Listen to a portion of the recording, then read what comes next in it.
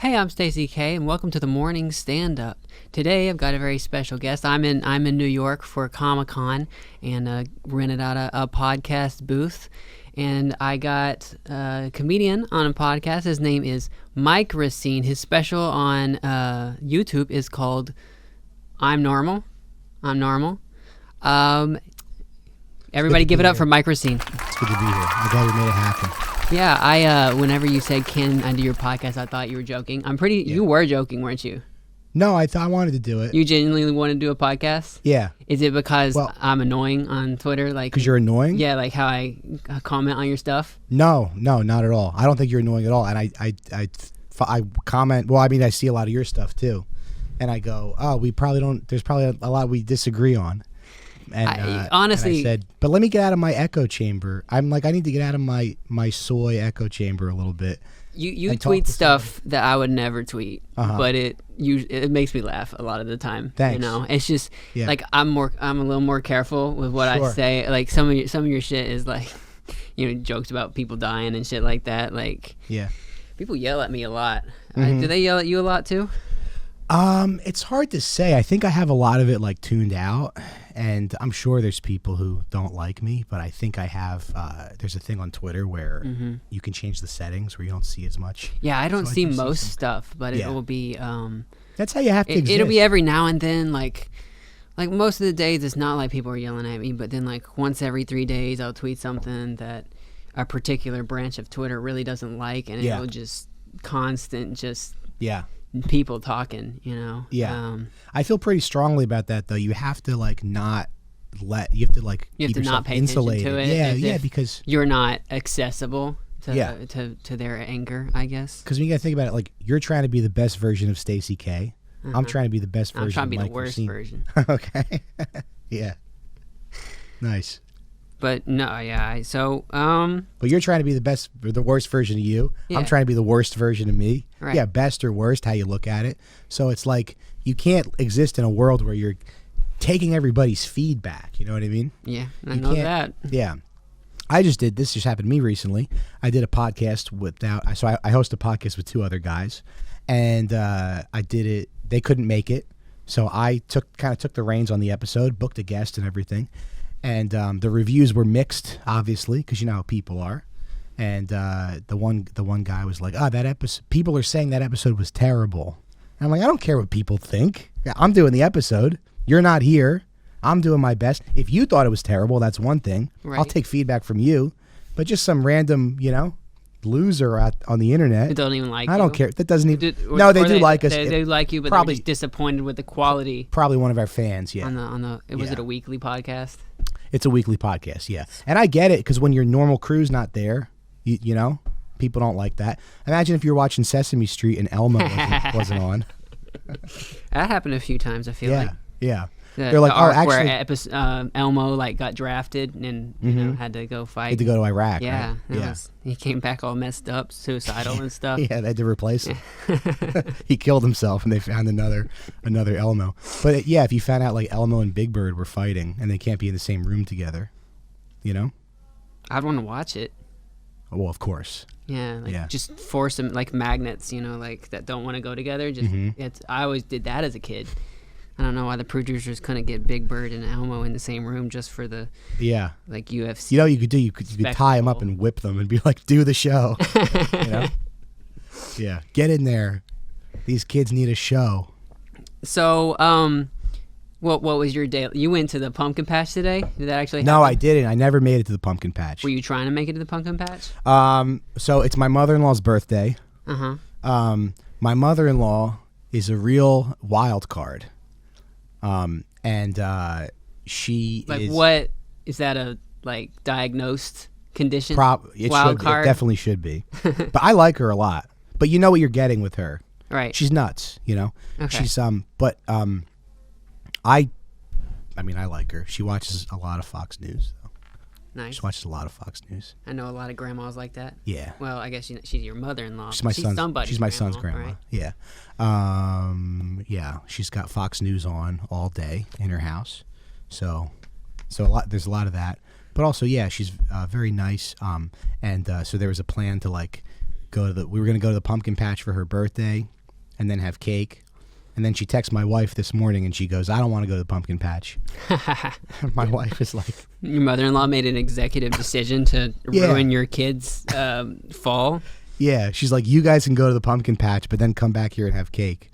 And my wife was like, "Well, we were planning to all drive out to Jersey to go to the pumpkin patch," and she goes, "Well, it's my birthday." Okay, all right, yeah, that makes sense. Yeah, I could see why she would get away with canceling your trip. So you just went straight to her house to get cake. I think what happened was my wife ended up going to the pumpkin patch. Oh. She said you don't have to come. She said your voice sounds messed up. Your voice? Yeah, my voice a little messed up. Like sick, or are you? I'm not sick. Something's going. No, something. I don't know. I'm not. I don't feel sick. You got throat cancer? Yeah, throat cancer. Yeah. Maybe.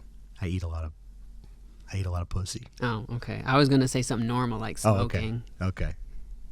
But anyway, so then she's like, so then it turns out they were going to the pumpkin patch, but I'm like, you're 60 years old. Why are you acting like a child? But not because it's her birthday. Right. Yeah. You gotta act like that on your birthday. You can act like an asshole on your birthday. Yeah. Well, I'm really sympathetic to people when it's their birthday. Sure. Because they're having an existential crisis. Okay, that's a good point. And your birthday's supposed to be the best day. Yeah. And if your birthday sucks, yeah, your life is gonna suck, like for the next year, right? Yeah. Because you're supposed to get special stuff on your birthday, and if nobody cares, like nobody you care about cares about your birthday, that's sad. Mm-hmm. I guess I disagree though, because if it was my birthday and I was throwing a little hissy fit, you'd be like, get your shit together. No one cares about your 38th birthday, Mike. I mean, I would care a little bit. Sure. Like if I was your friend, like I'd be like, oh, this is his birthday. Like if you asked me to go to a restaurant that I hated on your birthday, I would definitely go to the restaurant. You would go, right? yeah. Yeah, just to make you happy. I guess the thing is, like, when there's kids involved, kids always kind of take priority. I mean, whenever you're trying to be a grandma, you do probably need to let the kids, if you want to be a good grandma, instead. If you want to be a good grandma. Because how are the parents supposed to explain, we're canceling the pumpkin patch because grandma's being a bitch. Because grandma's being a bitch. How did you sell it to the kids? Well, they still went to the pumpkin patch. My wife and right. kid. Yeah. So she's like, but she's just like, yeah, I don't want to go to the pumpkin patch. I was like, I don't care. I don't care about her. She's not my mother, but yeah, it made me upset for my wife that she used to deal with that freaking bullshit on her temperamental. Saturday. And she canceled it this morning, right? This morning. Yeah. I don't want to go to the pumpkin patch. There's maybe something happened, like, because sometimes, with girls, like, listen, if I have a bad hair day, I don't want to leave the house. Sure. Okay. And I don't know if she has that kind of high standards for her hair or not, but maybe. Yeah, I guess the thing with my mother-in-law, she's very she's very consistently chaotic, so you kind of know what to expect with her. So she's gonna be like kind of a mess, but you know what to expect. What, she's ADHD? Something's going on. BPD? What's that? BPD? It might be BPD or bipolar. Yeah. I think she's bipolar. Do you? Yeah. Like the one that's like, not the one that's like you go in a depressive episode for 3 months and then you go in a manic episode for a month. And she used to like take my wife and her sister to the roller coaster like randomly. Like if it was raining, she'd be like, "Come on, girls, we're going to a great adventure." That sounds like a good mom. She is a good mom. She's great. She's great, and but I'm saying she's a wild card. Yeah. Well, I don't know if that would qualify as bipolar, like in those symptoms. Mm-hmm. I think bipolar like more has to do is like that you take meds for. Yeah. Yeah. I don't know. I'm just trying to diagnose your mother-in-law, right. just from your account. I know. Of her. I'm trying to diagnose her too. It's hard. So, but she's a person where like she'll come. She'll like if there's an event, right? Like she'll show up. She'll come in. She'll like say hi, and then she leaves in like 30 minutes. Nice. And she's like, I don't care what anybody else is doing. Does she say goodbye, or is she just out of there? Yeah, she says goodbye. Nice. Yeah. I prefer to just like ditch on things, I do too. Because if I gotta say bye to everybody, and like they may be in a fun conversation, and if I have to interrupt them to be like, "Hey, I'm leaving," say goodbye to me, and they'll be like, "Fine, I'll hug you," Yeah. I think I do. It is nice to just leave. Yeah, it's liberating. You like let go of all social conventions and just get out of there. And if people really care about you, they hit you up on Instagram after and are like, "Hey, where'd you go?" And it's like, "I left." And it's like, "Oh, you should have said bye." And I would rather have someone tell me that I should have said bye than to actually say bye. Right. And wonder in my head if they wanted me to say bye to them. Right. I'm a normal person. Yeah. Have you ever walked out on someone? What do you mean? Like, have you ever like walked out, like, I don't know, left abruptly, or like did like quit on somebody? Like you were at a thing? I'm sure you've ghosted. We all ghosted. But have you ever walked out on like a close relationship, or maybe a business relationship, or maybe like a friendship, or like, have you ever cut someone off? I mean, I've cut people off, but I wouldn't say it was me walking out. Yeah. Usually I kind of stand my ground and then they walk out if they want to be that way. Nice. Look, I like to salvage my relationships, but like sometimes you gotta cut shit off. Like it's just not working. But I don't ever just ditch people like at a meeting or anything like that. I want to do it at work every day. Yeah. Yeah, and I don't even like hate the people. I just hate the fact that I got to go to that stupid fucking office. Mm-hmm. When you're in a cubicle, do you ever have a cubicle job? Never in my life. Never in your life? No. Ugh. I've always driven trucks, and I don't. Yeah. I mean, driving trucks is tough too. It's tough. Drives but the you thing nuts, about doesn't it? It drives you nuts. Sitting in traffic sucks. But the thing about it is, like, when all the shit is delivered, you get to go home. Yeah. So it's like the work's done, and we get to and now the truck is parked, and we get to end it. What So kind of truck you drive? Like box trucks, like 14-foot box trucks, 20-foot box trucks. That's it. So like just anything you can get from U-Haul. Like a U-Haul type thing. So I don't have like a you don't CDL. have semi. Okay. No. Yeah, because those kind of truckers are nuts. Yeah. I've worked like for a few trucking companies, and they keep me away from the truckers. Really? That's funny. Yeah, sometimes I'll be like on the street in New York, and you'll see like a big semi like trying to turn, and you go like, I don't even want to. It's like stressing me out to even look at it. To be in that situation. Yeah. Like I don't want to drive a car here at all. I've never driven a car in New York. Okay. Every other city I drive a car in, but not this place. Oh, we should get out in my car. In your car? Yeah, just to see what it's like. I think No. I mean, I've ridden in. Yeah. Well, I know what's you should involved. You should let me walk you through the experience of driving through the city. Here's the worst part is you can't find fucking parking, okay? And traffic is terrible. I just want to put my goddamn car in park. Yeah. And just get out. Yeah. Like, how bad could it be? Yeah. You think that you can't find parking? But look at all the millions of cars that find parking every single day. In New York, they just seem to be constantly driving. Like they're all lifts and But look at all the cars that are parked. Once you learn a few, So once you learn a few fundamentals, I'm kind of either way with cars in New York City. But once you learn the fundamentals of parking, you can do it. I mean, listen, I'm from Kansas City. Okay, it's much easier to find parking. There's just less people. There's less. Yeah. I mean, the streets aren't. I wouldn't say they're better. Like, but it's just everybody wants to be in Manhattan all the time. So there's just shit around, and just I would rather just put up with the subway forever. And I mean, I love the subway. Than have a car to drive places. Yeah. And you order a Lyft if I need my hair to stay good, because the subway's not going to let my hair stay good. So. Okay. Yep. Yeah, I do have a car in the city, so I'm kind of like either way. How much you gonna make parking? How much what? How much is parking for you? We park on the street.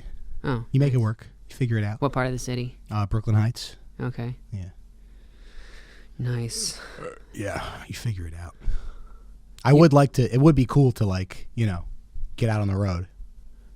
What, with me? Yeah, you could drive. Oh, I have the car that Christ. they have in driver's ed with the brake on the other side, so you could. Really? Are you serious? No. Oh, okay. All right. Okay, you got me. Yeah. So do you like sports? I have a complicated relationship with sports, because I'm flat-footed. Okay. And I wasn't good at sports. But you don't do you watch any sports that are going on right now? There's a lot happening in New York right now. Yeah. I watch football. You watch any baseball? No. My dad's a big Yankee fan. My brother's a Mets fan. Right. Do they fight? Sometimes.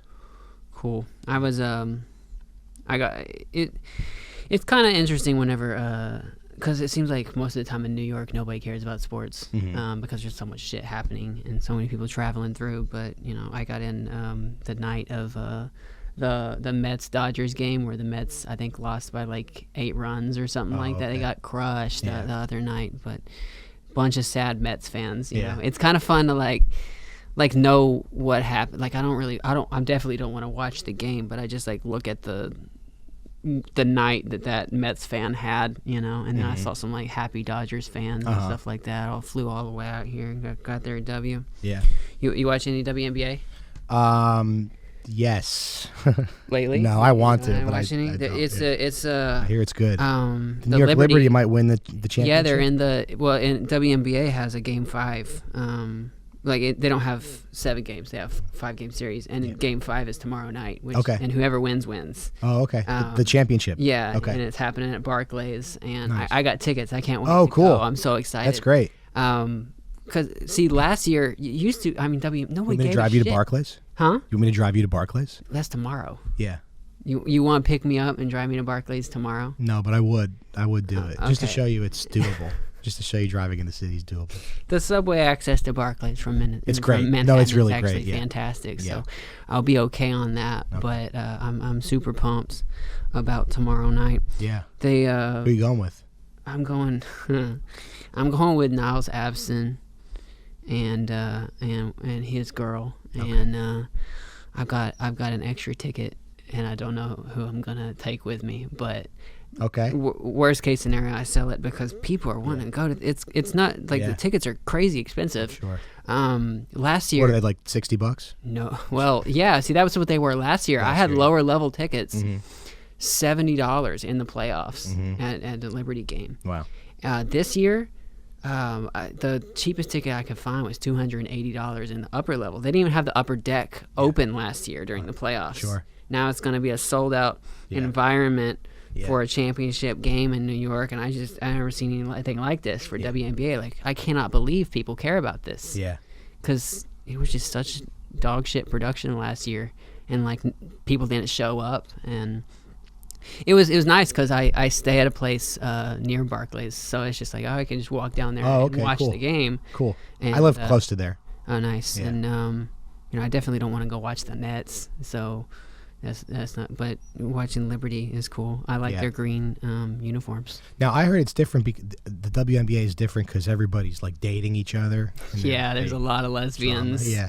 So, you saw that Subway takes? Is that where you heard that? Yeah, right. I don't know what you're talking about. Yeah. But yeah, they're mostly all lesbians. Okay. And it's kind of funny because a lot of conservatives got into now they're invested in the WNBA because of Caitlin Clark. Yeah. And I don't think they're aware that everybody's a lesbian. Sure. Like I don't know about Caitlin but she gives lesbian. She seems like a lesbian. Yeah, I don't know. I heard she has a boyfriend. Does she? Yeah, she does seem like Yes, that's for what do you call it? What is it? What do you call a lesbian? Sponsorship. Yeah. What do I call if it's a guy, we would say he's got a little sugar in his tank. But what do you call a woman she's got heavy feet or something? Like I guess she's packing would be. Yeah. She's got an elephant walk. Where did you hear that? I don't know. I'm just saying. How do you like? Is there like a term for someone that you're like? Oh, she's You a think lesbian. is a lesbo? Yeah. I think it's just lesbian. Okay. Yeah. Yeah. But because with a guy, you say he's light in the loafers. yeah, there's all kinds of confirmed Yeah. They're not slurs. They're like the euphemisms for gay for. Yeah. That's how my dad refers to me. Light in the loafers. Yeah. Sugar in his tank. Sugar in his tank. Yeah. But no, I think it's because I think guys are a lot more afraid of being labeled as gay than girls are. Sure. Like even like 10 years ago. Sure. So like lesbian is like, yeah, I'm a fucking a lot of lesbians want to advertise that they're a lesbian because a lot of people assume hot now. You're straight. Yeah. Well, like if you're trying to find girls or whatever, like most people will assume that you're just straight because that's the default for girls. Mm-hmm. So like if you dress too hot, if you dress too like straight passing or whatever, like too feminine, sometimes people will automatically assume you're straight, which sucks because, I mean, lesbians like feminine girls, you know? Right. They're not all, but you kind of got to dress, like you got to put a baseball cap on when you go to a bar or something like that to like signal, I like pussy, right? And it's tough, like for me, because like I prefer girls, and I usually dress, I mean, it depends, if I'm, you know, I wear sweatpants most of the time, but if I'm going out to like meet people or something like that, I wear some like pretty girly shit, and everybody just assumes I'm straight, even though like I talk like this, you know, and I'm trans and stuff, and which makes me inherently weird. So like, why should you assume that I would? Yes, I'll bang guys, but I'm not gonna, you know, they better be rich. But like girls, you just be pretty, and that's, you know. Yeah. I should get off the subject of my sexuality. There's too many people who listen. Oh, yeah? Okay. I could talk about mine. Your sexuality? Yeah, I have sex. You a lesbian too? Yeah, I'm a lesbian. Oh, I hate it when guys say that. That's such an old joke, man. I did accuse you of it, though, so. Yeah. Oh, when guys say I look like a lesbian? Well, when guys are be like, I'm a lesbian because I have sex with women. It's like, shut up. Like, it's not like offensive or anything. It's just like, I've heard that a million times, and I brought it up to you, so it's really my fault. Well, you brought up an interesting point about guys not wanting to be perceived as gay, but I've noticed in the last maybe 10 or 8 years or so, there's been a big like you know, big surge of like guys, the door just opened. There's been like with like the show Come Town and things like that, you're familiar, but being like, yeah, I'm gay, I suck cock, I like to get fucked in the ass. And I'm wondering if maybe it's like an overcorrection to how homophobic we were when we were. So these are jokes, right? Yeah. Yeah, so it's like ironic homoeroticism. Yeah. Like locker room shit. Yeah. Like, you know, I it's grew so up. much more like mainstream now. It's so funny to be like, I'm gay. It depends. The joking about it, I mean, that's how it was. I mean, I guess you're older than me, but like when I was in high school, guys would fucking joke about being gay all the time, and they would pretend to be gay in the locker rooms and shit. Yeah. And like, sometimes like you and your boy would like, you know, book a trip to Florida, you know, like, just as a joke. Yeah, just a joke. And you would like pretend to be gay. You know, you'd like share a hotel room and like, it's funny. It's a good bit for sure. Yeah.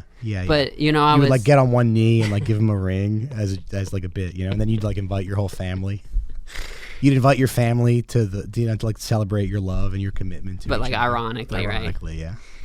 Yeah. So like, you know, I was raised as a guy, so I spent a lot of time, and I played a lot of sports, so I spent a lot of time in locker rooms, and I hated being in those locker rooms because they were just acting like super gay all the time, like as a joke, and like wanted me to participate with it. And you know, pantsing, right? Like where people would pants people. Oh, it happened. And then call you gay for getting pants. Yeah, they would do that to me, and it's like I want to participate with their gay hazing, so I just like couldn't fit in with the room. When did you graduate high school? Come on. Okay. Sure. I'm older than I look. I remember 9/11. Let's say that. Okay. You can't ask a woman when she graduated high school. You can, as long as she's not like in entertainment and recording a podcast, because you know that clocks you. And I tell everybody I'm 25. Nice. Actually, no, I tell everybody I'm 27. Never mind. Okay.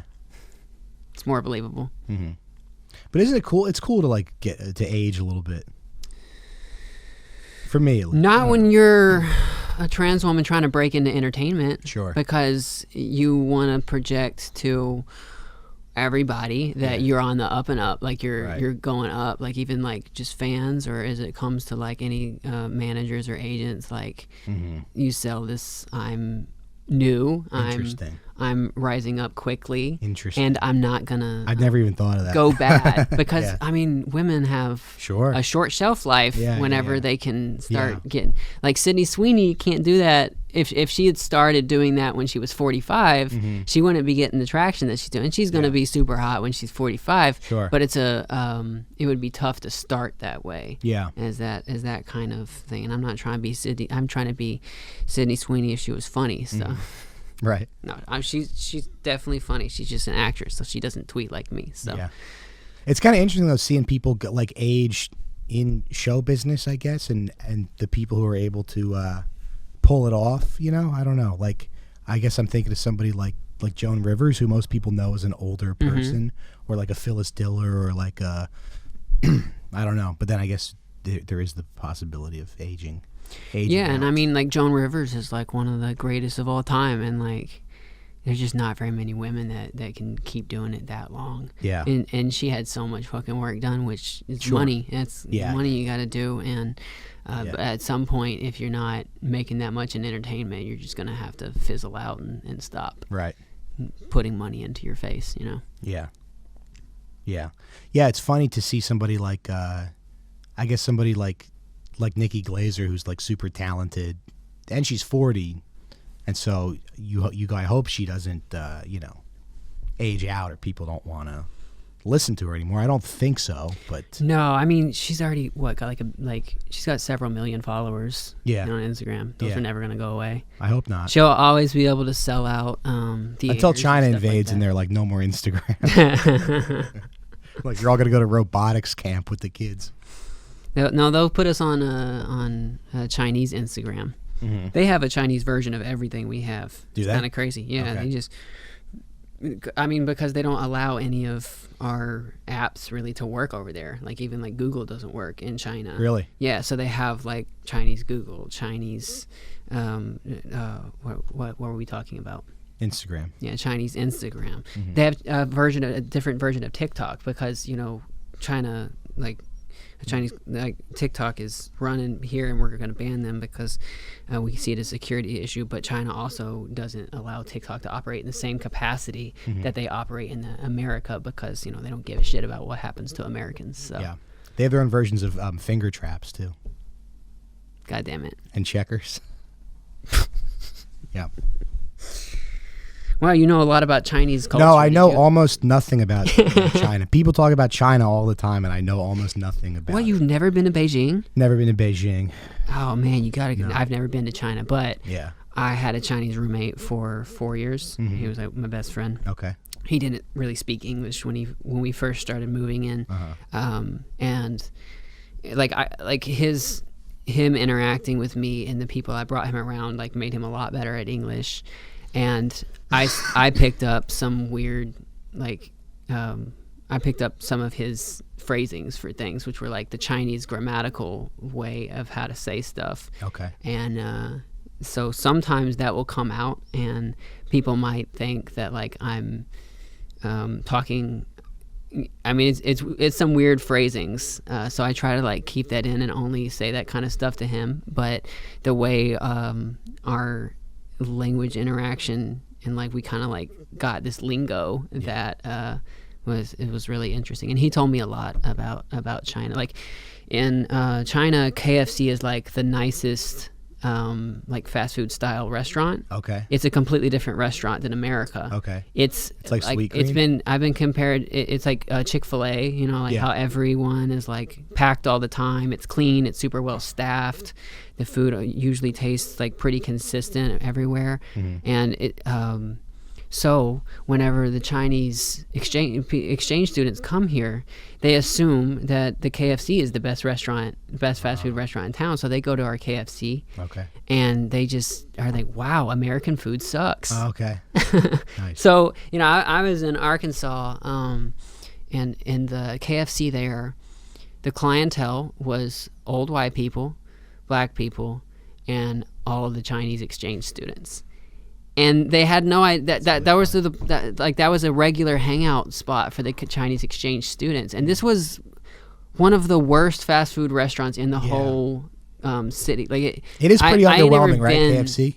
I mean, I eat KFC but it's a better KFC than the one that we had in Arkansas. Yeah. Outside of the university. Yeah. And yeah, KFC's kind of a shit show. Yeah, it's so funny that. Because they expect it's a completely different. They serve different food in China, right? So they're coming here and they're getting this slop, and they're like, "Wow, Americans just must be like fat pigs." and because they enjoy this stuff, and KFC's not nearly as big here, but it's just like giant in China. Yeah. Crazy. Nice. Also, Taylor Swift is huge in China. You wouldn't think so, but Really? she's massive there. Yeah. And most of her, I mean, she don't tweet. Like she'll do some like very curated posts, and if she talks about politics, it'll be once every 4 years. And I think a lot of that is concern over China. She needs to have a very squeaky clean image for all of her stuff to be circulated. And interesting. Yeah, and the way they view intellectual property laws, like just ripping music. She doesn't get a lot of the royalties for the stuff that people are listening to, but it still eventually makes her overall brand more valuable. And there's a billion people in China, so it's just a giant market that is probably. They listen to it in English, or is it translated? Yeah, they listen to it in English. Yes, right. Yeah, and it doesn't matter if they know what she's saying. It's just they like it, and they also my roommate.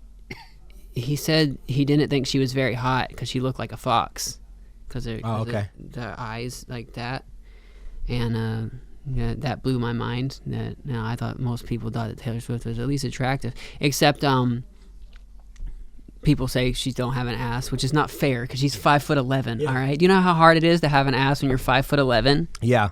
She's not Megan Thee Stallion, right, who's also that tall, but like, who is? Like, most people don't have a butt like that. Most 5'11" white girls are like that, And I've never had an ass my whole life.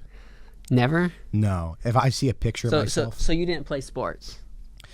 No, I'm like flat-footed. I played baseball a little bit, but I was like bad at it. Flat-footed mean? Like my feet are flat. Like it's like a medical diagnosis issue. I don't want to see your feet. People's feet have arches in them. My feet are like this. Can't you like fix that with like inserts or?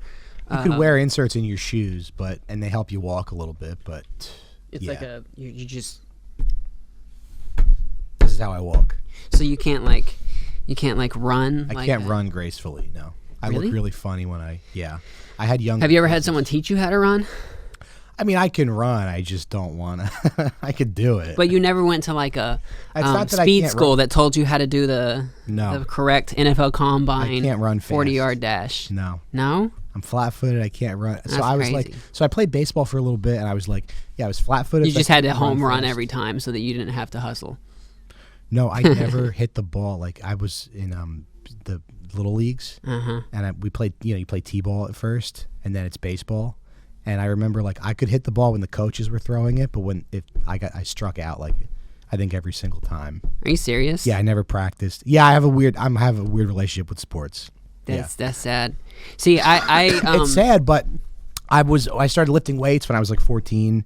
So I was into that. I like lifting, and there's stuff that I like, and I like sports. I like the idea of sports. I'm a big fan of Russell Westbrook. Are you? Yeah. Are you serious? Yeah, I love him. He's my favorite guy. Is he? Yeah. Wow. I cried when they traded him. Like I knew it was time. Oh, from Oklahoma? Yeah, I knew it was time, and that when Durant left him, right? I cried when Durant left too. Sure. Because they were my team. In Arkansas, we didn't have very much good stuff around us, and Oklahoma City had an NBA team that was regularly good. I followed them from the minute they got in Oklahoma City. Yeah. And I went to so many of their games, and like Kevin Durant and Russell Westbrook were my boys. Yeah. And I thought that they would never break up. Did they make it to the championship? They did. You thought they would never break up. Isn't that crazy? Yeah, I know. I thought they would never break up. I thought that we'd keep Harden and because they made it to the finals. Mm-hmm. Yeah. With early on with LeBron, and I mean the Heat were a really good team that year, and Westbrook and so it was Durant weren't quite as good, and the people surrounding them weren't as good as the Heat's surrounding people. But I grew up. I love Westbrook and Durant, and the fact that I just love the way he plays. Yeah, he's a crazy person. Yeah, like, he's nuts, and I mean that's kind of how I played basketball. Like I was tireless and nice. Just kind of effort shit. Like I didn't like shoot a whole lot, but Yeah, I guess I was bad at 3-point shooting in high school. Okay. Whenever I played, I actually learned after I graduated high school, like how to shoot threes much better than I was doing. Okay. But yeah, when I was playing, I couldn't fucking hit threes. So I relate Yeah. to him being left wide open on the Lakers and not being able to knock anything down. Okay. And I'm mad. I'm mad at LA for being so mean to him. To Westbrook? Yes, because there was. The Lakers suck, okay? They're not a good team. Okay. And they were blaming it all on Westbrook. Okay. Who was out there, he's getting That was before LeBron went there. Well, no, LeBron was there. LeBron was there. Right, Westbrook just... So you're not that big of a fan of Westbrook then, huh?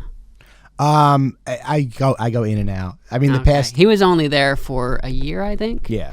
But LeBron was hurt for a lot of that time, and Anthony Davis was hurt for a lot of that time. Yeah. So it was the Westbrook show. Okay. And... yeah, he does some boneheaded stuff now and then. All right. But nobody else can do anything he's getting the primary defender is on him. Yeah. And people in LA, they don't have any sort of loyalty or anything like that. They just want like winning now. They don't give a shit. They're like because they're so used to it. Right. Yeah. And they just expect they're the best city, they're the best organization in the world. We should have to win. good players, and they're mad when they're not winning no matter what. And they'll just boo him when he catches the ball. And it's like, that's your best player right now, dude. Like he's the only person not taking time off. Mm-hmm. See, that's what I like. I like talking about sports. I like talking about the personalities and the strat. And that's interesting to me that you said you just played with a lot of, what'd you say you did? You played with a lot of energy, energy. Right. Yeah. So you could wear everybody down. Yeah. Yeah. That's how I feel like I would be as a boxer. I would just let people beat the shit out of me until they got tired. Yeah, that's a great strategy. Just let them hit your face over and over and over until eventually they get tired of it and then you punch back. Yeah. Like Homer Simpson in that one episode. I don't know if you've seen it. I don't think I've seen that episode. I have seen the Muhammad Ali versus George Foreman fight where he, did the. They said that was Muhammad Ali's talent. Yeah, well, he didn't always do that. Like that was his strategy against George Foreman because George Foreman was a lot bigger and longer reach. Yeah. And so the strategy was to constantly to clinch over and over so that he couldn't ever really get big hits. And it was just kind of like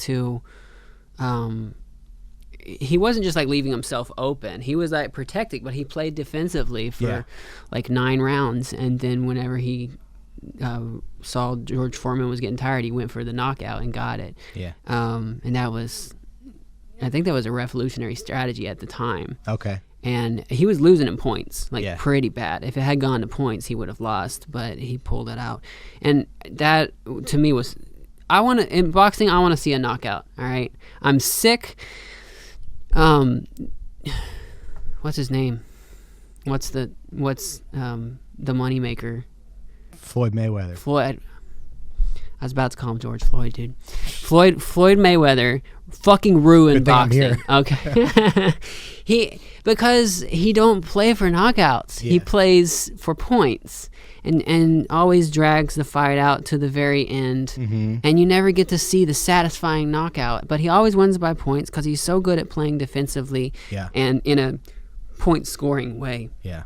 And he's so conservative on everything he does that every time I've watched a Floyd Mayweather fight, I was boring? It's so boring. You remember the Pacquiao fight? You didn't see that? No. Man, we had completely different lives.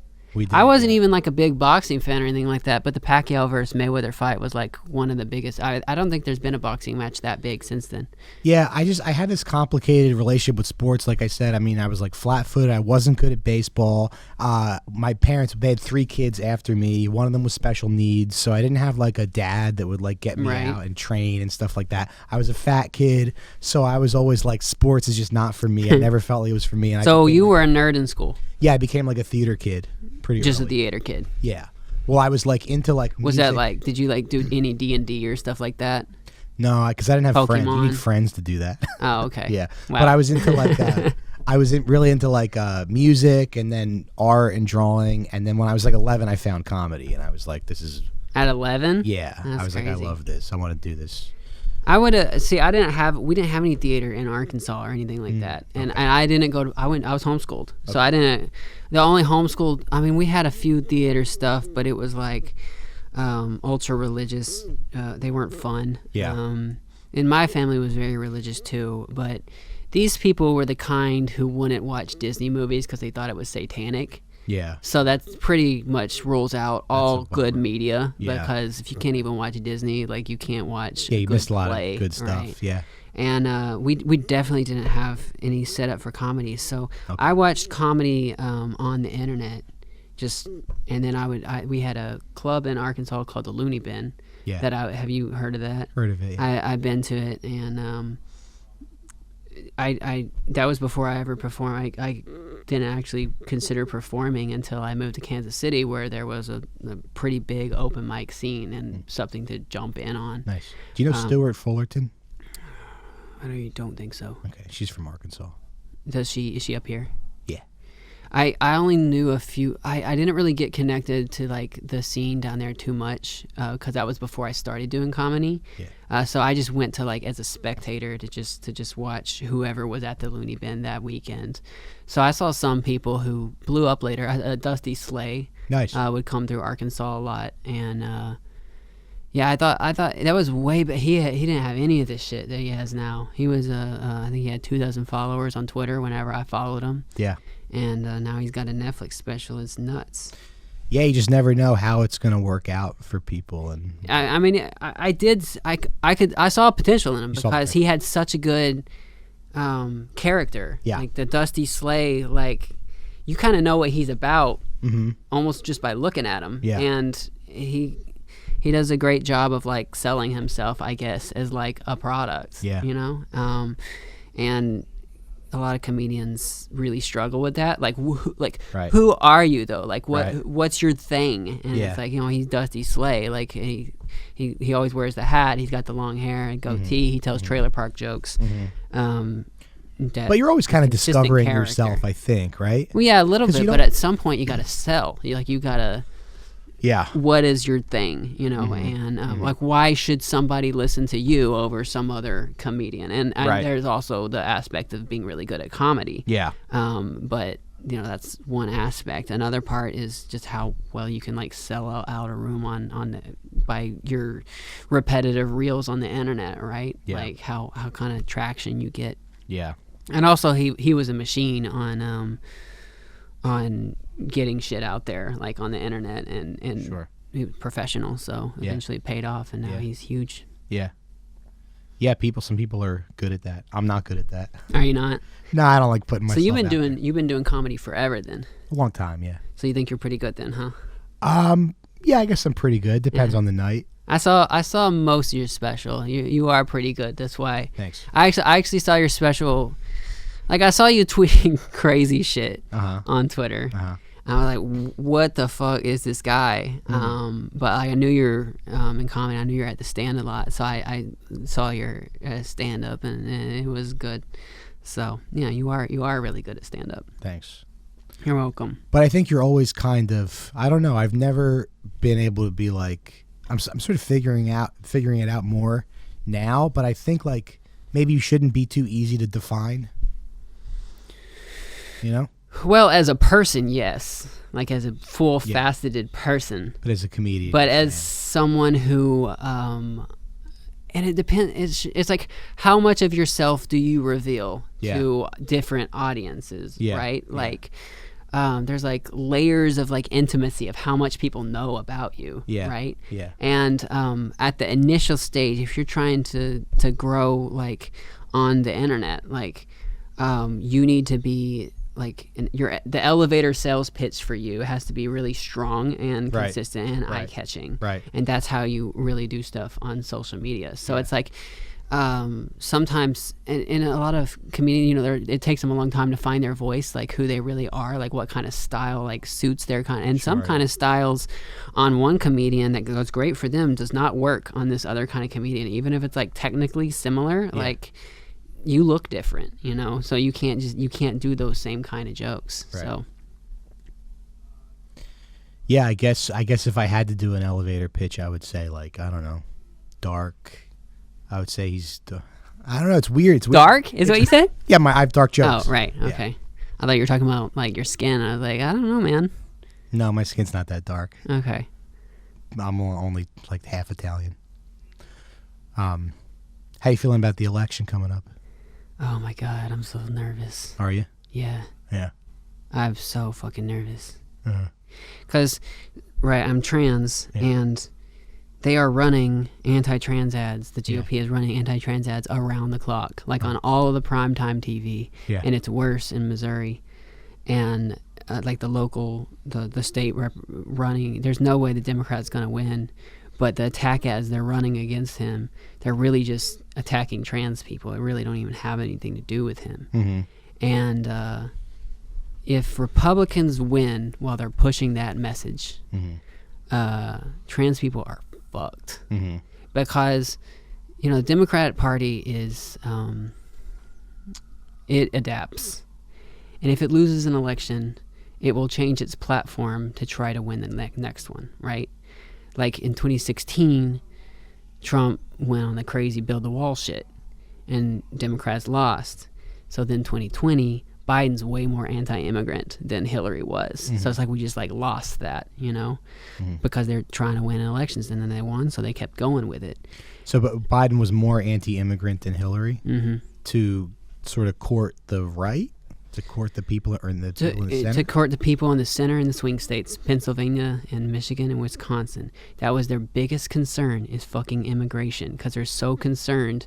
And a lot of it is because in the recession, they lost a lot of jobs. Mm-hmm. And it's complicated to explain why the recession happened and why they lost all their factory jobs. Mm-hmm. So the simple explanation is immigrants, right? And they sold our jobs to China. Mm-hmm. So that's the narrative Trump was pushing in 2016, while Hillary was on the we need to have free trade with everybody. She had a trade deal with China, a trade deal with Iran, a trade deal with with Cuba too. Like she had all this shit, and then Trump completely tore it up whenever he went into the office. Mm-hmm. So then Democrats took a lot of the anti-immigrant stuff that Trump was saying, and they're not saying it the same way Trump did in 2016 because Democrats aren't as psycho as a lot of conservatives, but they shifted pretty far right on immigration, and I don't know when we're going to go back. Now, why don't they go, hey, Trump doesn't like immigrants. We actually love immigrants. We want to bring everybody. Well, they tried that in 2016. Uh-huh. Like Hillary was the most Obama was actually kind of anti-immigrant, and that's might have been why he beat her in the primary. Mm-hmm. But for 8 years, he was pretty. And Hillary was the most pro-immigrant president we had seen in a long time, and she lost. And a lot of it was immigration and trade. I don't know what your perspective on the election was, but I was around all of the red people and stuff, and that was what they talked about. They talked about China, they talked about Mexico, they talked about immigrants coming and stealing our jobs, they talked about building the wall. That was and also the fact that Hillary was a woman, so they would, the t-shirts that was Trump that bitch? Yeah, those were all over the place where I was around, and that's why I thought Trump had a pretty good shot in 2016. I was real nervous then when a lot of people. That's funny because it felt like nobody felt that way. Well, nobody in the blue states did, but if you were in the middle America, you saw so much energy for this guy that you didn't see that shit for Bush. Mm-hmm. You didn't see, right after 9/11 you did, because everybody was all patriotic back then. Sure. But you didn't see it for McCain, you didn't see it for Romney, but Trump for some reason just really resonated with these people. And I didn't think he was the favorite to win, but I thought there's a real possibility that he could win. Yeah. And people are not taking this seriously enough. Yeah. And this election, I do remember talking to my uncle, and he was like, I hate George Bush. I hate Mitt Romney. I know. Yeah. Because they all look like cucks compared to Donald Trump, right? And also they lost. It always makes you look weak when you lose. Mm-hmm. So they now hate these guys, and Trump got to come in and run as an outsider because he had no political history, and he's like, I'm not like these guys, but also, let's build the wall and all that kind of stuff. And he really, what's the word? hit the gas a little bit, pump the gas to on the rhetoric, like brought it way up. Yeah. And yeah, it really worked in 2016. It didn't work in 2020. He lost by a lot, actually. It seemed like he was going to win because of the mail vote, but at the end, he lost by 4.5 points to Biden. So it's weird having a rematch of that 4 years later. The guy who lost by 4 points, that's a lot of points to lose, and then come back in 4 years. Yeah. Like, it's insane. But the polls say it's close. Yeah. And I see a lot more energy for Kamala than I do for, like, I live in a purple county, okay, and it voted for Trump in 2016 by 8 points. In 2020, it voted for Biden by 3. And it's now a lot more blue, I think, than it was. Some of it is people immigrating there. They have a good education stuff, that the suburban area is growing. But I see it among old people. It's not about liking Kamala. They just hate Trump. They're sick of him. And it's like Republicans will... You would think everybody would be. Yeah, I mean, I really do see a lot of people who are just fucking sick of this dude. Like conservative people who he embarrasses them. Old people don't like that January 6th stuff and the election denying, right, and the pretending stuff. So I don't see how the polls are close, but they are, and I gotta operate as if he's gonna win because I don't want to be caught with my pants down on election day, and I gotta get the fuck out. Don't because want to be middle school again, right? And because if the GOP wins, while these anti-trans ads are being played, that's gonna tell both parties that that being anti-trans wins elections. Yeah. So I am desperate for Democrats to win this election because of how important we are in the cycle for some fucking reason. Like we're the most important. Trump has spent like I think $30 million on ads just about trans people. Just blows my mind. Like how dedicated they are to this. And like I saw his that roast thing, what was it? Do you know what that is? Like 2 days ago? Yeah. He had like 3 jokes about trans people in that thing, and I started doing comedy in about 2019, and I used to have to educate people what trans people were. Like on stage, I would have, if I say trans, people wouldn't know what that was, so I would have to like come up with like baby to like walk them through like what my life history is like. But now I have a joke there. I just say I'm transgender, like from the news, and everybody, it kills every single time. Like that's just how I start from the top. Everybody knows we're in the fucking news all the time. They know what transgender means, and that's in the span of 5. I guess it's been a while. 5 years. I've seen drastic changes in how people think about trans people, and if the political parties find out, if they realize that, well, I don't know if it's true or not because it hasn't happened, but if that's a political winner, we are screwed. Yeah, because we're a very small minority. Only 1% of the population really, and we need special health care that you can cut us off of, and we'll kill ourselves, you know, and there's not much else you can do about it. And Britain. That just makes me so angry at Democrats, though, that that they don't have any. It's like, how are you so unprincipled that you would see that and be like, oh, we got to do this, guys? It's like, well, parties are machines. None of them are. They're not good. They're just. They're not human. They are machines. They're not even run by a particular person. They're a machine like a corporation is, and their job is to win elections and to modify their platform and their candidates until they can win elections and attract donors. And if they don't do that, they'll be replaced by a party that does.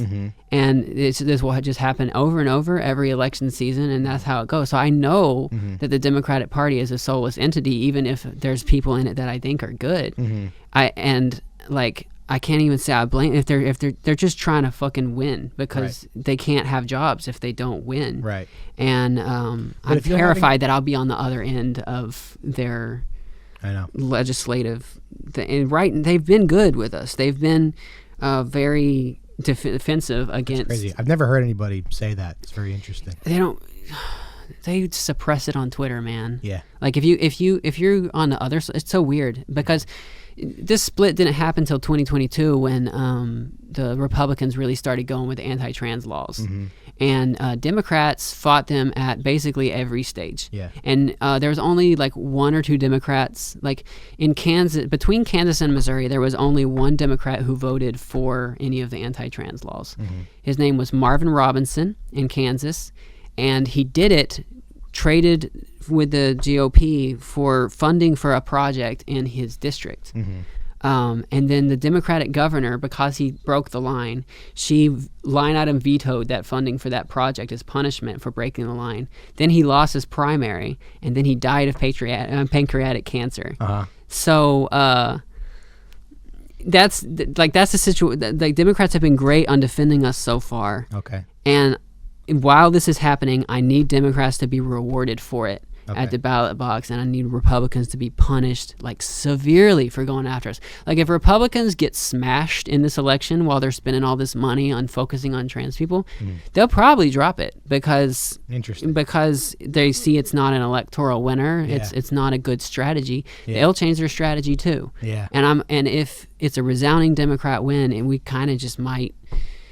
Like we might be a little bit of an issue, but you know, they change what they talk about. You know, in 2020 they were talking about masks all the time. They were talking about Black Lives Matter all the time and like police stuff. And now you almost never hear anything about police.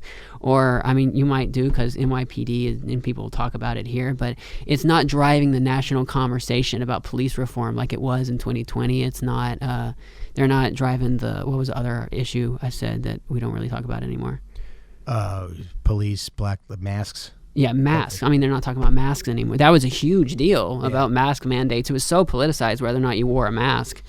And now they're not talking about that shit anymore. Now it's fucking trans people in sports. Yeah.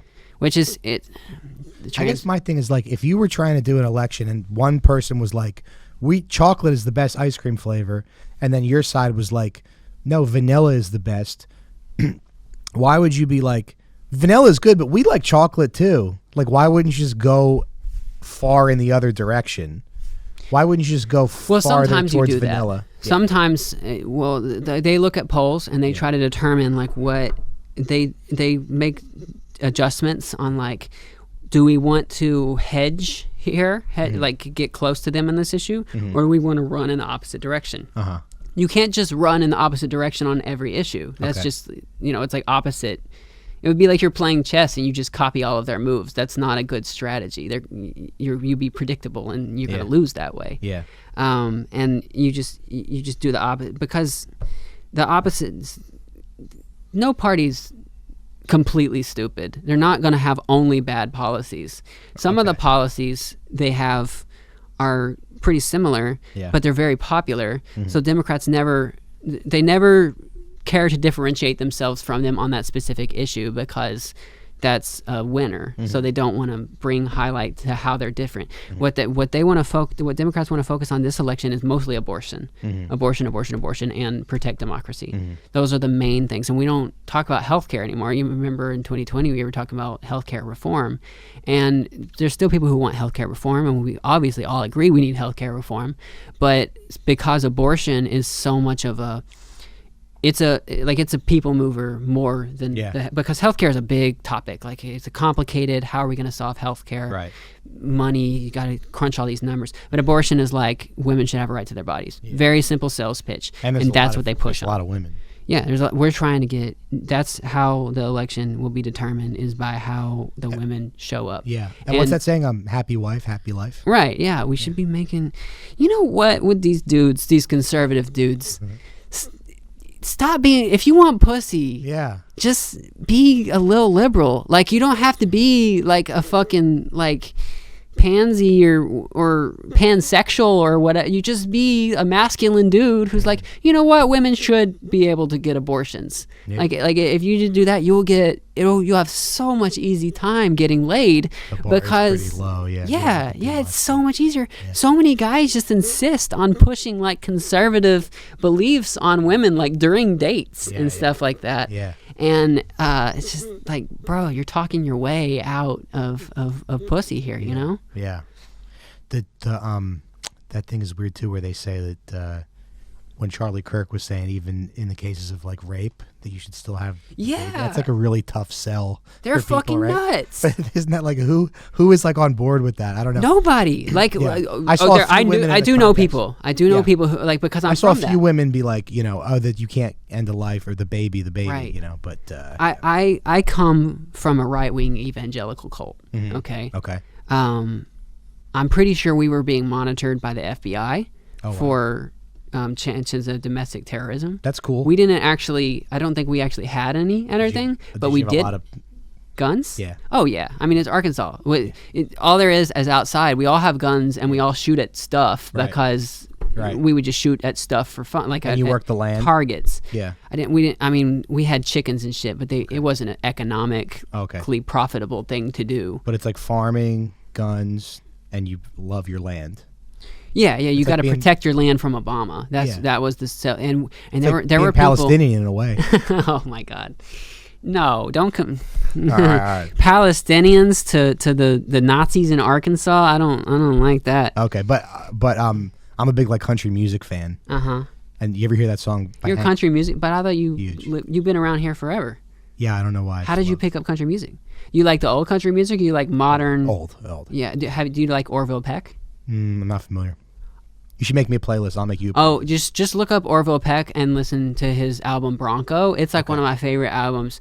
He he just like kind of like a old school. His inspiration is Elvis, his main inspiration, and but it sounds country, and he's actually gay. He wears a mask like a. Is he a newer guy or old? Yeah, he's kind of new. Oh, okay. This album came out in 2022, and that's when he really blew up. Okay. He's actually from South Africa, but his songs, at least this whole album, is about being in Mississippi. Okay. And he's a great singer. It's extremely well-produced album, and I listen to it front to back on a regular basis. Nice. But he wears a mask when he performs all the time. Like it's like usually like long like strands or whatever, and he's like covered up. It's like mysterious or whatever. Okay. But yeah, like you like Johnny Cash and stuff like that. Yeah, I like Johnny Cash. I like Tom T. Hall. I like John Prine. What's the dude who got the allegations? Garth Brooks? Yeah, Garth Brooks. I don't even know any of his You don't songs. know any of his songs? No.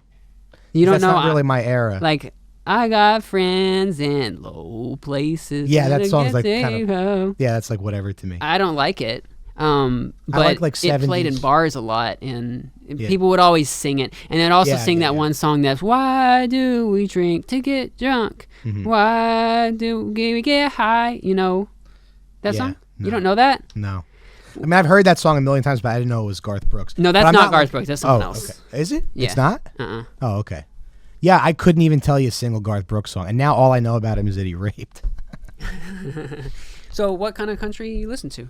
I like older stuff, like Tom T. Hall, it's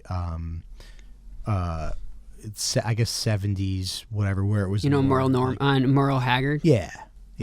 That's what I like outlaw stuff, like where it's about. And then I also like Hank Williams Jr. a lot because he sings about like being a fuck up and a fucking idiot. Yeah. See, that's what country used to be, man. Right. It wasn't singing about date night on Applebee's on a date night, right, with an Oreo shake. Like they didn't sing that shit back then. It was about wanting to kill yourself. It was about wanting to kill other people. And your wife hates you. Yeah, and like possibly get in shootout with the cops or and you're in prison for life. Yeah, 30 to life. Yeah. And that was a good. I tell a lot of people this, but Johnny Cash is Folsom Prison. Yeah. He's from Arkansas. Yeah. In the most famous recording of Folsom Prison that he's doing at Folsom Prison in San Francisco, and one of the lulls of the songs, he says "Suey" and the crowd cheers. And what he does is he points his guitar at the cops. And he's calling them pigs because suey is the call you do, and because he's from Arkansas, like woo pig suey is the thing. So it's a fun little fact about that. But just country needs to be more depressing again, man. And I remember back before 9/11, it was better. You remember the I think this may have come out slightly after, but Almost Home. Do you know that song? No. That one where he wakes up a homeless man who's freezing to death, and he says, "I was almost home." You don't know that? No. Wow. But it's funny that after 9/11, all the country's songs are like, I love New York. Is it? Didn't they write about 9/11? No, they didn't care about New York. They Yeah. cared about the country. Well, of course, yeah. And like Toby Keith's Red, White, and Blue. Yeah. You know that song, right? Sure. Right, which, I mean, it sounds good. I'm sorry. Yeah? It does. Okay. But the context of knowing he's talking about invading Iraq is Yeah. not as cool. Not as great, yeah. But country got really politicized after 9/11. And then there was Alan, what's his face, who sang Do You Remember? And it's about 9/11. And it's about justifying the war in Iraq. And this is like when it was starting to get less popular. So like 2006. Yeah. Where we were still kind of like in support, but it wasn't like 2002 we wanted blood. Like we wanted to invade somebody, and Afghanistan wasn't enough. Yeah. So that's why we did it. Yeah. And in 2006 we were all kind of like, you know what, maybe we messed up doing this, and then we destabilized the Middle East in a borderline irreparable way. And like our bad. Yeah, I mean, Saddam was not a good guy. Sure. But he did keep things a little more stable in the overall thing, and it was a little better, yeah. I don't know about. Well, they had a good healthcar system. He was a long tenured leader. He was there for like 40 years, I guess, and he didn't. I mean, he had some wars. Yeah. He did some genocides. Yeah. But overall, the whole region was a little more stable. Than it is now, for sure. And then we took out Saddam, and it's like a power vacuum, and we got fucking ISIS. And then we got to deal with ISIS, and dealing with ISIS causes problems. So then now there's new shit, and God, I'm so tired of being involved in that place, man. The Middle East. So sick of it. Yeah. Oh yeah. Yeah, I don't. Yeah. Maybe we should just get out. I mean, we're barely there anymore, but we're with Israel. And they're a problem, man. they even beyond just like what they're actually doing on the ground, the way they talk about it, like the way the official Israeli government talks about it, is just like, bro, you cannot. Yeah. How are we gonna be allied with this country with the leaders talking shit like this, like that? These are wars happening, Yeah, you had a tweet at some point. I forget when, but you were saying like, "Do it, Biden. Do it, Biden." I don't know what you were talking about. I want to keep that one vague, and we could speculate. Yeah. But it was fun. It was fun to speculate about that. I think I was trying to avoid talking about Israel and Palestine on this thing, but we don't have to. I think that Netanyahu is just trying to make a war last, because he's in legal trouble, and he's not popular there anymore, and he knows that as soon as they're not because Israel's constitution is fucking crazy. Is it? Yeah, you can't get rid of the leader. You can't have an election while they're at war. That's the Constitution. They should have had an election by now, but they've been at war. Oh, really? So the elections have been postponed. Yeah.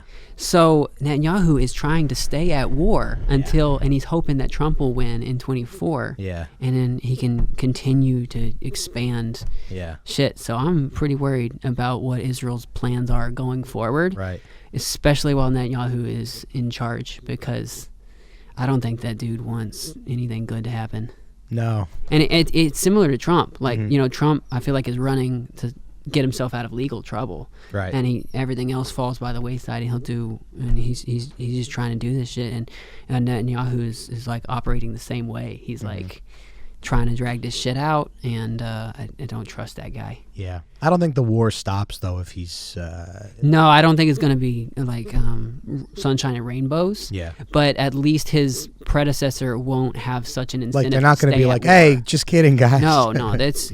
Israel's on a very scary direction, no matter who's elected yet, but Netanyahu is unworkable. Like, that dude, and he's been in charge for 30 years. It's been too long, and I'm worried. They got nukes, man. Yeah.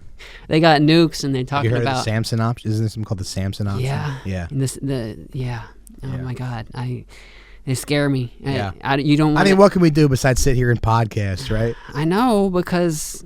they got fucking nukes, Yeah. What are you going to say? Like, you don't want a nuclear power acting as crazy as they've been acting lately. I know. We got to give some to Iran. Iran is not necessarily a normal country either, you know, like, yeah. I'm worried maybe they negotiate it, like, yeah, because the U.S. when we give Iran like 20 nukes. Just 20. Yeah. Not enough to completely destroy the world, but enough to neutralize it. Yeah. But like, you know, we had our opposing world power, the USSR, back in the day, and no nukes ever actually went. But there's versions of history where they did go. Yeah. Like, we got real close a few times. You like to think people exercise restraint, like when you're in a fight with your friend and you're going back and forth and you're like talking about the issue, and you know in your back pocket you could be like, yeah, this is why your marriage failed, you know? Yeah. But hopefully you don't get to that point. And that's how, that's kind of how the U.S. was. Like, we would bitch all about Russia. Right, Johnny?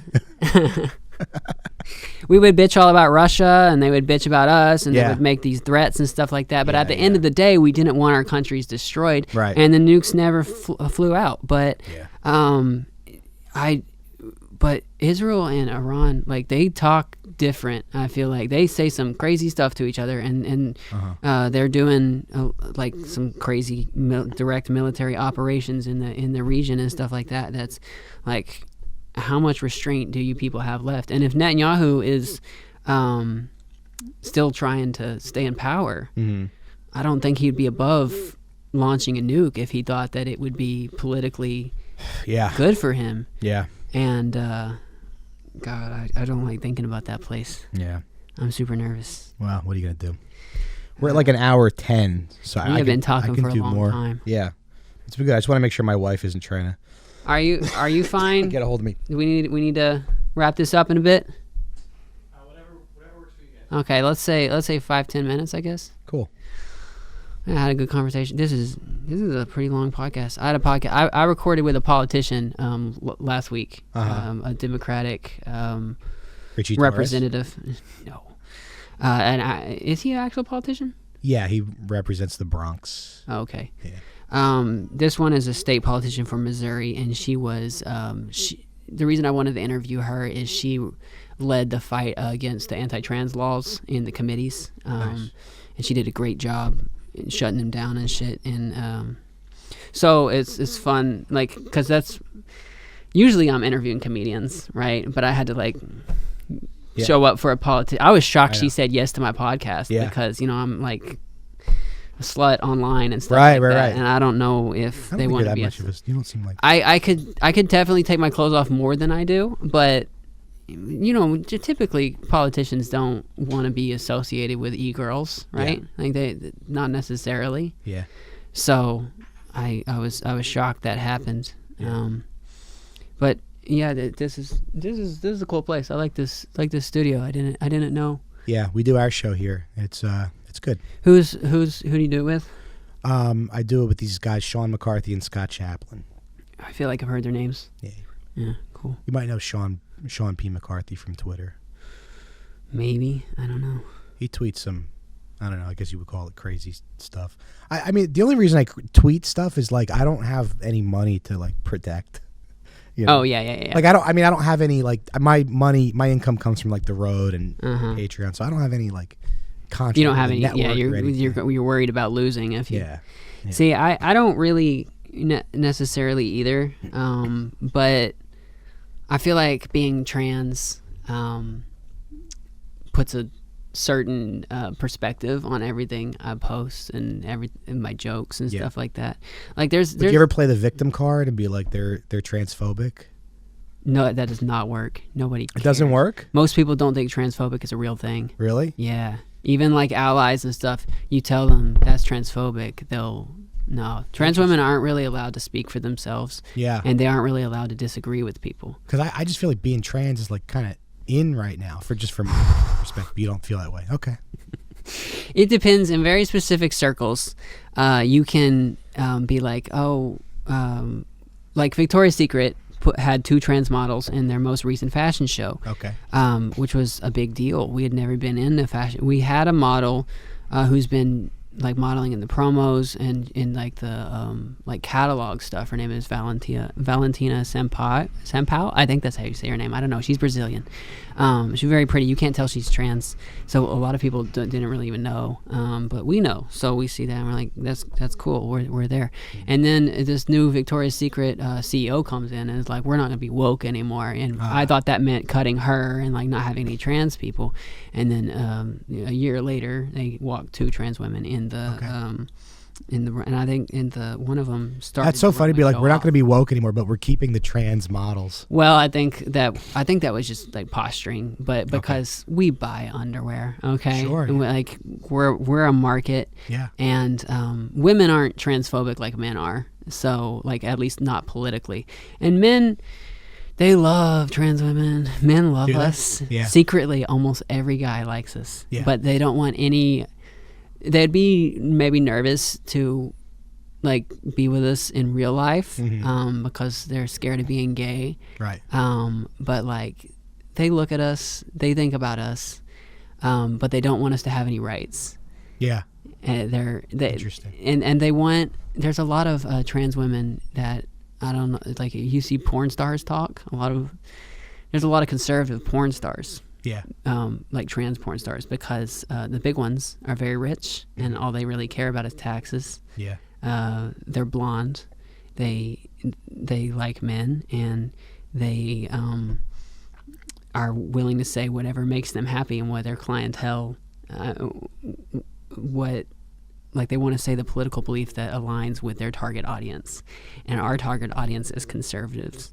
So it's nuts, the dynamic between being seen as like a sex object and then also a point of political persecution by the same group of people. Yeah, and that's why I have in my bio that I don't like Republicans, because even though it would be like more profitable to like kind of say things to where that it can appeal to everybody all the time. I actively say stuff about politics to drive away Republican men because it just makes me feel so gross. Yeah. And if a Republican man is gonna like patronize me and like give me money and stuff, I want him to know that I don't respect his stupid fucking political beliefs, because it matters. And we're seeing it in these red states. Like they're passing these laws. Kansas, they passed a law a year or so ago banning the recognition of trans people in all government capacities, which the Attorney General argues means that they should revert all of our licenses back to male if we changed it. And this so if I went to jail in Kansas, I'm going to a men's jail. At least I should be.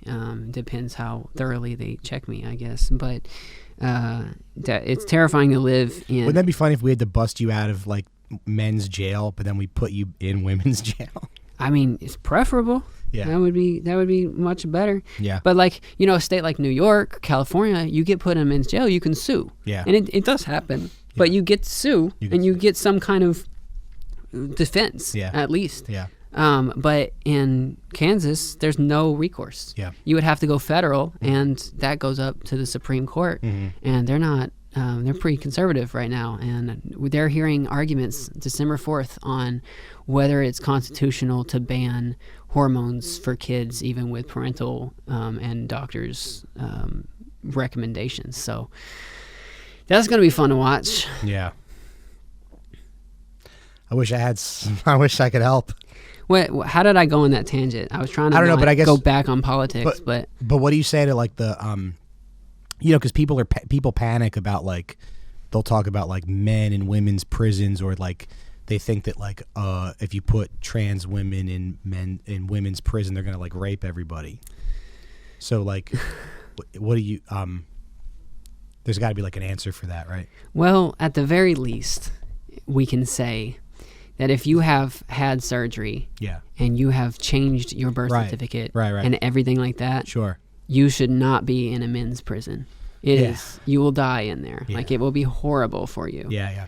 And what exactly the line is, like if someone just claims that they're trans with no documentation, like they just do it after they get arrested or some stuff like that. There should be. I mean, I don't know. It's a nuanced conversation because there's for each individual case, but we shouldn't be putting trans women in. Yeah, for sure. Listen, women's No, prisons. I don't think that's cool. Women's prisons. They're kind of nice. Well, I mean, they're not great places either. Like, Yeah. it's not like they're doing pillow fights in there. Okay, Right. like it's Sure. it's also a prison. Yeah. But putting trans women in men's prison is, and they're really going in on the sports stuff. They're obsessed about the sports, and we were banned like from the Olympics the last year or two.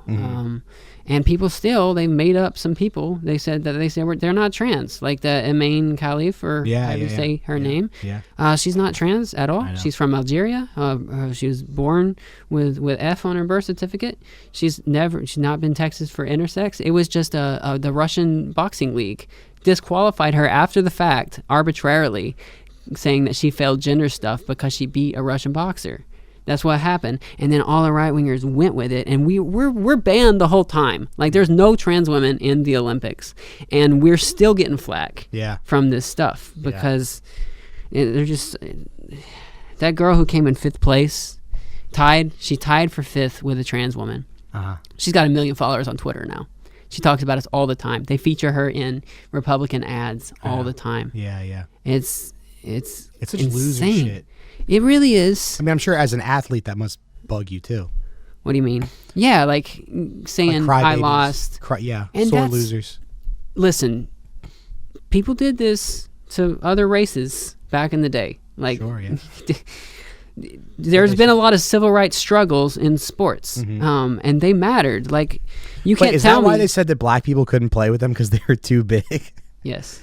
Well, they wouldn't phrase it that way. They would, right. and Oh it my was God. also they would do it with Jewish people too. Yeah. Like way back, like in the 30s, something like that. They didn't want to play with They're like, Jewish people. sorry, you can't work at this law firm. You're going to be too good at the job. Well, they didn't want to play against Jewish teams because they said they were too crafty.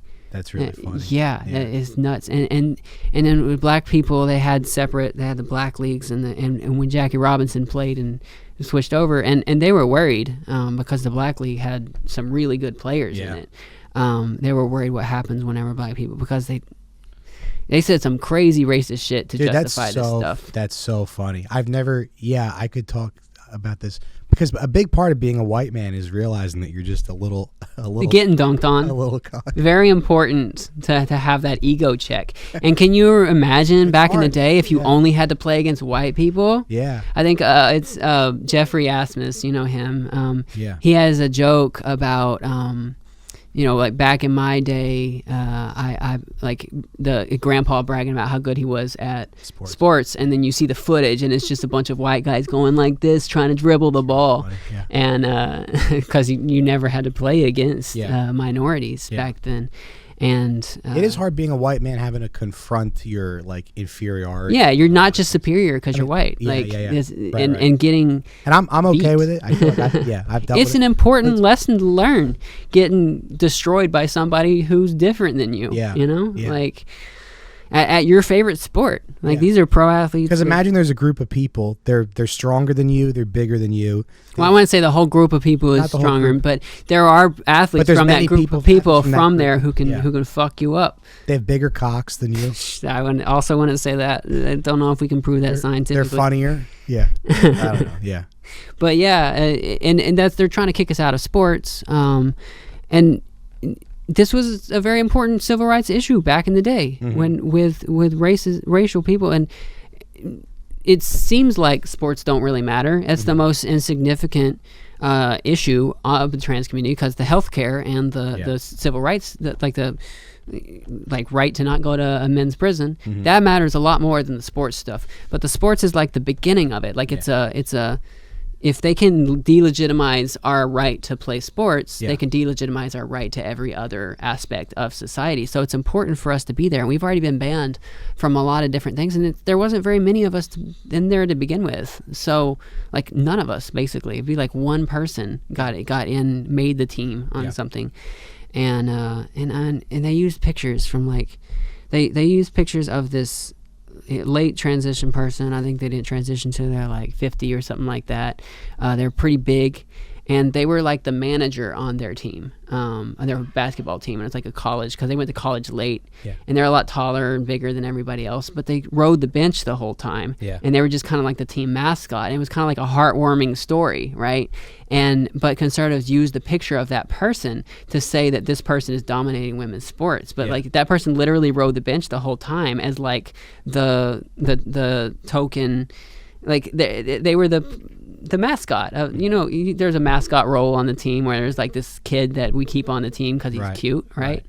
And they turn that whole thing into that, and they're coming after us with the sports. And being a man doesn't automatically make you better. It doesn't. Being a what is the term? Oh, fuck. Biological? No, not that. I don't like that. It depends. Being a trans woman doesn't make you better at sports. Definitely doesn't. And see, look, I love sports. I was good at sports. But it's very hard for me to find other trans people who even like care about any sports at all, because most of them were like theater kids who got bullied in school and stuff like that. And they were like, it's hard to find other alpha. They were feminine back in the day too, before they started actually doing hormones. So they were socialized as women, and they didn't want to play with a bunch of guys. So it's very rare for us to get in sports at all, and we don't get involved in a lot of things. Like we just like don't go outside a lot of the time. Most of us are kind of shut-ins. Like that's kind of why we're so big on the internet. Like I'm sure you've seen a lot of trans people on Twitter, is because we don't have much to go for in real life. So that's our community, is an online thing. We can interact with other trans people that are very far away, but we can't ever, like I can never do a trans room. Like I can if it's my show. But even then, it's going to be like at least 50% cis people. But if I'm just doing a what's the word, showcase, like at the stand, there's maybe one trans person in the crowd. Everybody's cis. I'm playing an away game every time I'm up there, and there's like words I can't use because people don't understand them. Like if I say cisgender on stage, I'll lose the audience because that sounds like a nerdy college kid word, right? And they'll tune out automatically. So I have to find a different way to say that for that to work. It's tough. It is. What's it like being a white guy? It's not easy. Well, you have a lot of competition. There's so many other white guys. There's so many other white guys, yeah. No, but I can't complain. It is weird. It is actually a struggle for white guys to put themselves over the pack, because they're telling from the same perspective. You have to be the best one to get the spots. And look at me, I'm 5'8". But yeah. But yeah, I wasn't joking. I do understand your struggle. Thanks. Okay, so wrapping up the podcast, I like to ask everybody, what's the dumbest thing you believe? The dumbest thing I believe is, I guess I like to think that, this is just like a fun conspiracy theory, but I guess the dumbest thing I believe is that like Obama killed Bernie Mac to attack like masculinity. Bernie Mac? Yeah, the comedian Bernie Mac? No. Oh, really? No. You don't know who Bernie Mac is? No. Oh, okay. I'm going to make you a playlist of country music and Bernie Mac bits. So, how'd he die? Like a heart attack or something. So you think that the CIA used their heart attack gun on him? Maybe. I just think that a couple. Or did they stress him out so much? Maybe. Well, so right before Obama got elected, he did a fundraiser, and he like told some joke about like something about like a kid asked his mom what a prostitute is, or no, a kid asked his dad something about like, you're a prostitute. Would you have sex for $1 million? Yes. Would you have sex for $1? And then the woman. Oh, now we're just negotiating price. Okay, yeah. So he like told that joke. It's like a street joke or whatever. But he told that joke, and then people like booed him, and Obama was like, "Bernie, I think you need some new material." And then like Bernie this was at a dinner. Yeah, like a fundraiser. So he did that at a fundraiser. Yeah. So he like embarrassed Obama. And then Obama had him killed. Yeah. That's so funny. Yeah. Do you really believe that? I don't probably. It's fun to defend. It's fun to like say. Yeah. Okay. And it's I guess you're not a Bernie Mac fan, but I do like him, and I think he's like very funny. Was he like overweight or something? How did the heart attack happen? No, but he was like a black guy in his 50s. Did he smoke? I don't know. Oh. Yeah. Nice. But I do kind of feel like, because he also had a sitcom, The Bernie Mac Show, and he was sort of like masculine in a way that you don't really see on TV anymore. So I'm like, I think Obama was like, let's feminize all. We need to give everybody soy. We need to. Yeah. This testosterone is freaking us out. We need to control the population by killing Bernie Mac. Yeah. He said, let's feminize all the men and kill Bernie Mac. I've heard dumber conspiracy theories. Yeah. But that one is pretty stupid. So good job. Thanks. Thanks for doing the podcast. Thanks so much. This has been a good time. Yeah. Mike Recine, everybody, you got anything to plug? Just my special, I'm Normal. It's over on YouTube. And I have a podcast called Out for Smokes that we put out every week. All right. Thank y'all for watching, and hopefully see you again next week.